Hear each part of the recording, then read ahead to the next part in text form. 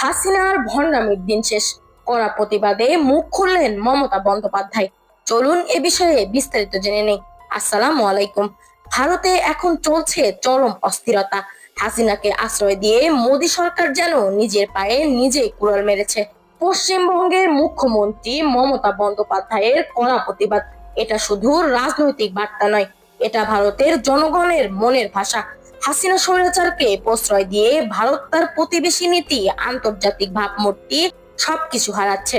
মোদী এখন এমন এক ফাঁদে পড়েছেন যেখানে তার নিজের দলের নেতারাও প্রশ্ন তুলছেন, কেন হাসিনার মতো একজন বিতর্কিত নেত্রীকে আশ্রয় দেওয়া হচ্ছে। উত্তর পূর্ব ভারতের সীমান্ত অঞ্চল থেকে শুরু করে দিল্লির বুক এখন শুধু একটাই প্রশ্ন, হাসিনার ভণ্ডামির ভার আর কতদিন বইবে ভারত।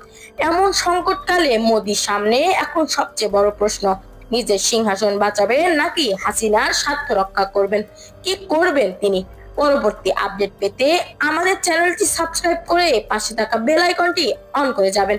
ধন্যবাদ সবাইকে।